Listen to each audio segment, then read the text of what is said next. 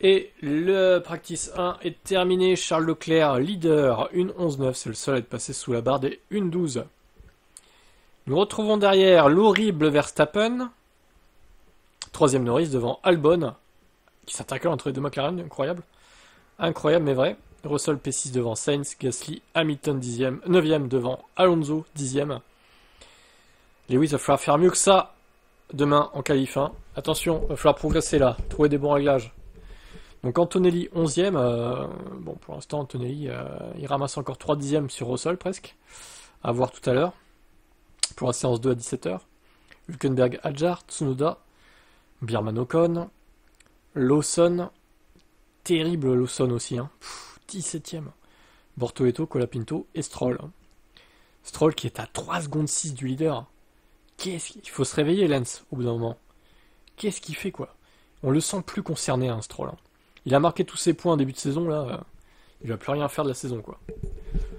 Ah là là. Bon, allez, à tout à l'heure pour la séance numéro 2. À 17h. A noter quand même, en début de séance, Leclerc qui harponne justement Stroll, qui le percute de plein fouet. C'était un peu bizarre, mais bon. Sans gravité pour les deux. Ils ont pu repartir. La séance numéro 2 est terminée. Regardez Ferrari en force. On se croirait dans les années 2000. Ferrari, McLaren, incroyable. Comme au bon vieux temps, quoi. Hein. On va voir si ça restera comme ça pour les qualifs. Moi j'ai quelques doutes, mais bon, on verra. Lawson, 5ème, les Vécars me marchent bien. Hein. Bon, par contre, Adjar, va falloir en parler. Ça fait 2 fois qu'il choque sa voiture en practice 2, là. Pas top, hein. Attention à pas trop en faire, Isaac. Alonso P7 devant Albon, Antonelli 9ème. Alors les Mercedes, ça marche pas du tout. Les Red Bull non plus. Alors je pense que Red Bull bluffe, pour être honnête. Je pense qu'ils en ont sous le pied, mais là, c'est pas terrible. Hein. Russell 12ème.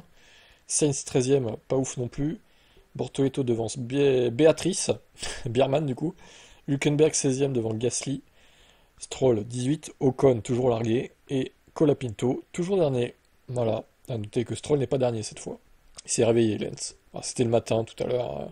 Il s'est couché tard, voilà. On peut comprendre que voilà. Hein, il avait autre chose à faire, Lens. Bon allez, à demain 12h30 pour les SC3. On verra ce que ça donne. J'ai hâte d'être au qualif en tout cas.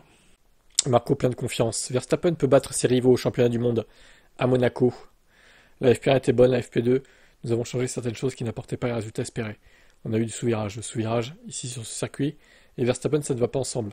J'espère donc que nous pourrons nous récupérer demain. Samedi donc. Le point positif, c'est les long runs. Un des derniers tours qu'il a fait en 19 était un des plus rapides, je pense. Mais en général, Ferrari semble vraiment être rapide. Je dirais qu'ils sont favoris. Ah ouais, carrément quoi. Tout est dans les qualifs, avec 2 arrêts, c'est une loterie. Je crois que nous pouvons être devant les McLaren. C'est ce qu'on va tâcher de faire. Oui, à la limite, s'en fout de Ferrari, c'est pas des adversaires au championnat, donc ils peuvent se contenter d'être devant les deux McLaren au final. Ça sera le bon plan quand même pour eux, quoi. Nous n'avons pas pris la bonne direction et c'est vendredi. Vendredi n'est pas notre jour le plus fort. L'Autrichien est confiant parce que nous savons combien nous perdons à cause du sous-virage. Il semble que McLaren ne soit pas aussi dominante que pour le deuxième week-end de suite. Pour le deuxième week-end de suite. Pourquoi il y a un que, je sais pas. Non, ils sont forts. Ils sont aussi forts qu'ils sont normalement. Oui, bien sûr.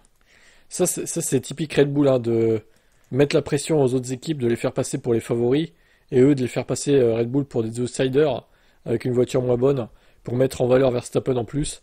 C'est la stratégie habituelle de cette équipe. Et évidemment, les Pro Max se tombent dedans, à pieds joints. Voilà. Ils vont encore nous dire que la Red Bull est une brouette et que lui fait des miracles, à Monaco, de par son pilotage exceptionnel. C'est toujours le même discours, hein, de toute façon on a l'habitude. Hein. On verra si ils arrivent à battre McLaren donc, et Ferrari du coup. Si Ferrari bluffe aussi, ça me paraît étonnant qu'ils soient aussi performants. Oscar Piastri revient sur la première journée d'essai à Monaco. McLaren, pas ouf, hein. Je pense que toute la journée était un peu en dents de scie.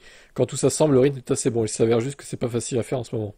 Quelques points à examiner, en particulier pour moi-même. C'était une journée très compliquée. J'essaie de me réinitialiser un peu demain, mais je pense que le rythme... Parce que je pense que le rythme était dans la voiture. Alors, on rappelle qu'il a fait une petite sortie de piste, un petit tout droit à Sandevot au premier virage. Il a tapé son aileron.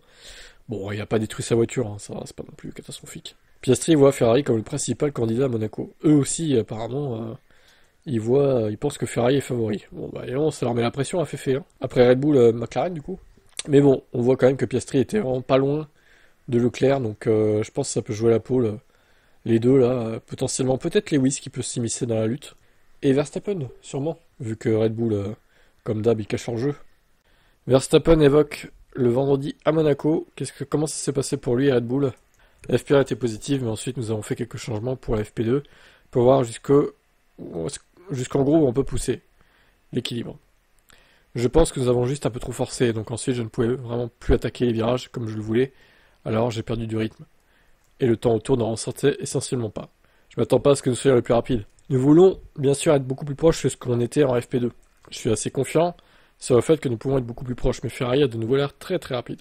Le McLaren était assez proche derrière, mais si vous regardez sur toute la saison, la cadence, je pense que Ferrari a de nouveau fait un grand pas en avant ici. Ouais, mais encore une fois, méfiance de Ferrari, parce que ils sont souvent bons le vendredi, Ferrari, enfin ils sont pas largués, mais le samedi après, tout le monde débride la voiture et hop, ils retombent 7, 8, voire 11, 12, comme à Imola. Donc à Imola, c'était pas catastrophique leurs essais libres, hein. Et en qualif, ils font 11, 12 quoi. Donc pour moi, il y a méfiance, il y a méfiance. Laval, c'est des pénalités aux essais libres. Alors aux essais libres 1, Stroll se prend une place de pénalité pour avoir, selon les commissaires, donc changé de trajectoire, ce qui a fait que Leclerc lui a rentré dedans, tout simplement. Alors je trouve que bon, alors, une place, c'est pas énorme, mais j'aurais pas forcément pénalisé quand même Stroll. Je trouve que Leclerc aurait dû aussi faire un peu plus attention. Il n'est pas fautif à 100% Stroll pour moi. Même si je l'aime pas, vous êtes au courant que Stroll je peux pas le blairer, mais objectivement là bon, je suis pas sûr de lui donner une place de pénal. Surtout c'est des essais libres en fait. Ça peut arriver quoi. Bref, c'est leur décision en tout cas. Par contre sur Biermann, là c'est violent. FP2 donc il y a eu un red flag suite à la sortie d'Oscar Piastri. Alors d'ailleurs ce red flag là pour moi n'était pas justifié forcément. Une VSC aurait suffi parce qu'il est reparti le pilote. Il n'est pas resté coincé au premier virage. Un VSC aurait suffi pour moi. Je trouve qu'ils sortent les red flags un peu facilement là, à Monaco. Alors je sais que c'est un circuit en ville très peu large, mais en vrai peut-être qu'un VSC aurait suffi. Mais bon, après c'est comme ça. Il a été investigué pour une infraction sous drapeau rouge qui a été notée par les commissaires. Le pilote a dépassé la Williams de Carlos Sainz dans des conditions de drapeau rouge. Il devait se présenter à 18h20. On a informé Biermann relativement tard du drapeau rouge et juste avant qu'il dépasse l'Espagnol. Toutefois, un panneau lumineux était clairement visible. Pour cela, il a reçu 10 places sur la grille. 10 places de pénalité, donc il part dernier, c'est sûr. Ah, c'est dur. Sachant que c'est même pas en qualif, c'est en essai libre, quoi. Waouh. Bon, bah il part dernier, et c'est même pas la peine pour lui qu'il fasse les qualifs, en vrai, ça ferait une voiture de moins sur la piste. Autant qu'il reste au stand. Je suis sûr qu'avec lui, ils vont tenter une stratégie chelou, genre s'arrêter les 3-4 premiers tours, pour ensuite finir en dur. Ça va être un truc comme ça, j'en suis sûr. De toute façon, avec certaines équipes, il va falloir s'attendre à ça. Avec la fameuse règle des 2 arrêts obligatoires. On verra bien. Esteban Ocon revient sur cette première journée d'essai pour As à Monaco. Et c'est pas brillant. Absolument en direct, Esteban, dans cette voie des stands. Quel est votre bilan après cette première journée à Monaco? Journée difficile, je pense, pour notre part, malheureusement. Donc, je pense qu'on a pas mal de boulot encore ce soir. Il faut qu'on essaie de comprendre où est-ce que la voiture manque. Il y a un gros manque de grip sur pas mal de virages moyens et rapides. Donc, on va voir demain. Mais en tout cas, pour l'instant, pas une bonne journée. Est-ce que ça impacte la confiance? Non, la confiance est bonne. Je pousse la voiture comme d'habitude. Je suis près des rails. Je construis mon week-end comme il faut. Malheureusement, c'est juste que la performance n'est pas là. Merci. Ok, alors là, en plus, ce qui est tombé il y a quelques minutes, c'est que Biermann se prend 10 places de pénalité pour non-respect du drapeau rouge en FP2. Donc pour moi, les As, ça va faire 19 et 20 en fait, au qualif. Enfin, sur la grille de départ du moins. Voilà, c'est pas très réjouissant. Bah, ils ont plus qu'à tenter des coups stratégiques, ils ont plus que ça à faire. Pierre Gasly revient sur son vendredi à Monaco. Comment ça s'est passé pour Alpine? Bah, c'est pas brillant non plus, comme pour As d'ailleurs. Effectivement, pardon Jacques, pardon Margot, on est avec Pierre en direct. Votre bilan après cette première journée, Pierre? En FP1 c'était plutôt positif, en FP2 il y a pas mal de choses à analyser parce que là j'arrive à faire des tours propres, mais en termes de performance on est assez loin, donc pour l'instant c'est pas terrible, mais on va bosser là. Normalement sur un tour vous êtes très bon, mais c'est cette dernière confiance pour s'approcher des rails qui manque, ou comment vous l'expliquez? Non, pour l'instant honnêtement j'arrive à bien pousser aux limites, mais on n'est pas rapide.